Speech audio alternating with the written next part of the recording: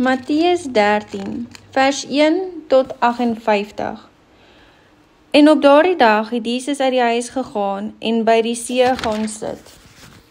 En groot menigtes het by hom vergader, sodat hy in die skei geklim en gaan sit het. En die hele skare het op die strand gestaan. En hy het baie dinge deur gelykenisse tot hulle gespreek en gesê, 'n saaier het uitgegaan om te saai, en terwyl hy saai, val 'n deel langs die pad, en die voëls het gekom en dit opgeëet. En 'n ander deel het op rotsagtige plekke geval, waar daar nie baie grond was nie, en dadelik het dit opgekom, omdat daar geen diepte van grond was nie.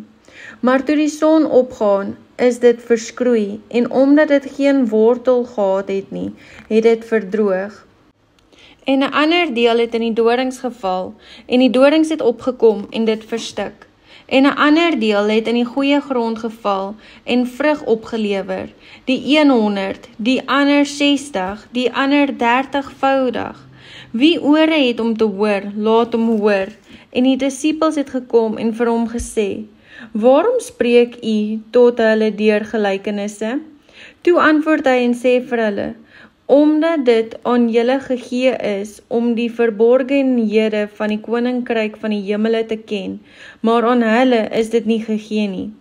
Want hy wat het, aan hom sal gegee word, en hy sal oorvloed hê, maar hy wat nie het nie, van hom sal weggeneem word ook wat hy het.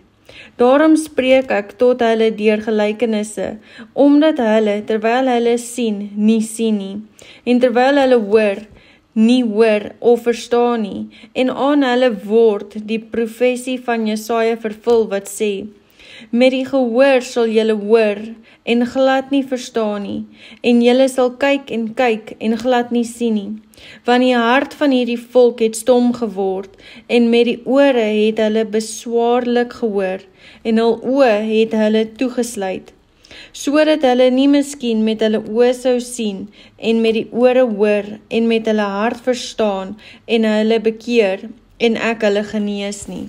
Maar julle oë is gelukkig, omdat hulle sien, en julle ore, omdat hulle hoor.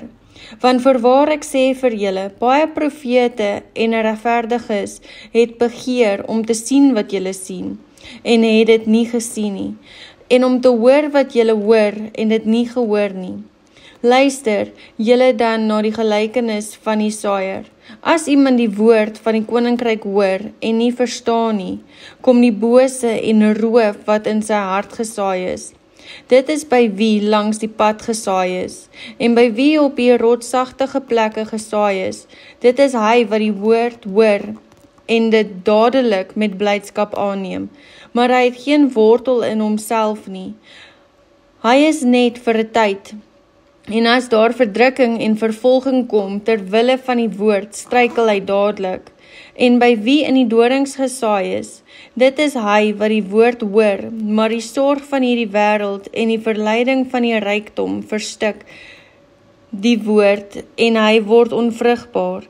En by wie op die goeie grond gesaai is, dit is hy wat die woord hoor en verstaan, wat dan ook vrug dra en oplewer, die 100, die ander 60, die ander 30voudig. 'n ander gelykenis het hy hulle voorgehou en gesê, die koninkryk van die hemele is soos 'n man wat goeie saad in sy land gesaai het, maar terwyl die mense slaap, het sy vyand gekom en onkruid onder die koring gesaai en weggegaan. En toe die spruitjies opgeskiet en vrug gevorm het, toe verskyn die onkruid ook, en die diensknegte van die huisheer het gekom en vir hom gesê, meneer, het u dan nie goeie saad in die land gesaai nie? Waar kry dit dan onkruid vandaan? Hy antwoord hulle, 'n vyandige mens het dit gedoen. Toe sê die diensknegte vir hom, wil u dan hê dat ons dit moet bymekaar maak? Maar hy antwoord, nee, dat julle nie miskien, as julle die onkruid bymekaar maak, die koring daarmee saam uittrek nie. Laat albei saam groei, tot die oes toe. En in die oestyd sal ek vir die maaiers sê, maak eers die onkruid bymekaar en bind dit in bondels om dit te verbrand, maar bring die koring bymekaar in my skuur.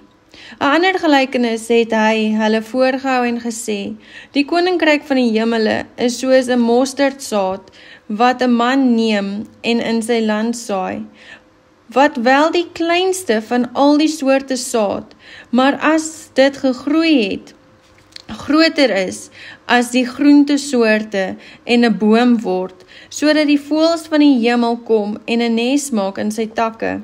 'n ander gelykenis het hy hulle vertel. Die koninkryk van die hemele is so suurdeeg wat 'n vrou neem en in 3 mate meel inwerk, totdat dit heeltemal ingesuur is.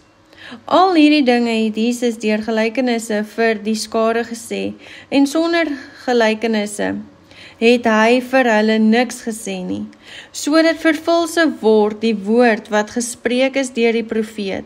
Ek sal my mond open deur gelykenisse. Ek sal uitspreek dinge wat verborge was van die grondlegging van die wêreld af. Nadat hy die skare weggestuur het, het Jesus huis toe gegaan en sy disippels het na hom gekom en gesê, verklaar vir ons die gelykenis van die onkruid in die saailand.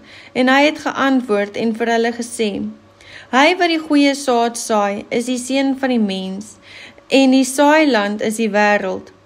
Die goeie saad, dit is die kinders van die koninkryk, en die onkruid is die kinders van die bose. En die vyand wat dit gesaai het, is die duiwel.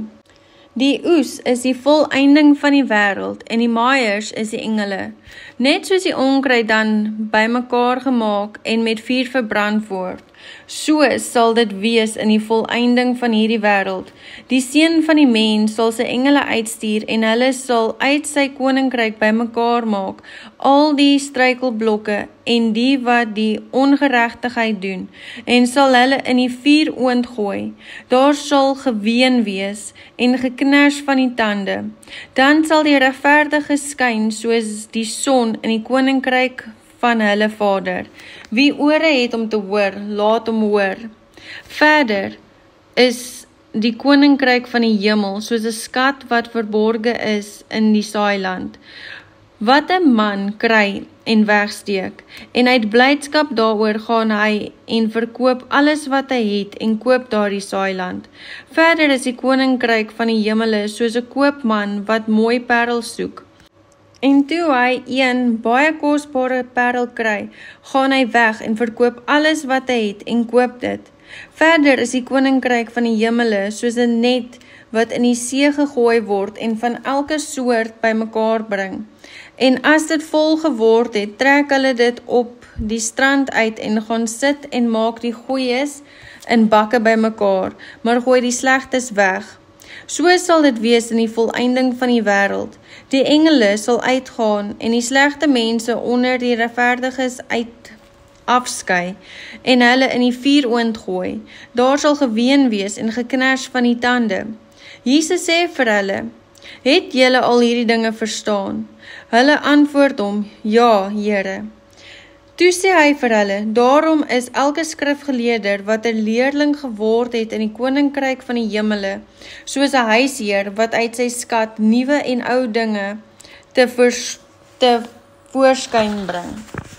En toe Jesus hierdie vergelykenisse geëindig het, het hy daarvandaan weggegaan, en hy het in sy Vader stad gekom en hulle geleer in hul sinagose, sodat hulle verslae was en gesê het, waar kry hy hierdie wysheid en kragte vandaan? Is hy nie die seun van die timmerman nie? In die naam van sy moeder nie, Maria, en die van sy broers Jakobus en Joses en Simon en Judas nie, en sy susters, is hulle nie almal by ons nie? Waar kry hy dan al hierdie dinge vandaan? En hulle het aanstoot aan hom geneem. Maar Jesus sê vir hulle, 'n profeet is nie ongeëerd nie, behalwe in sy vaderland en in sy huis. En hy het daarvan wie hulle ongeloof nie baie kragtige dade gedoen nie.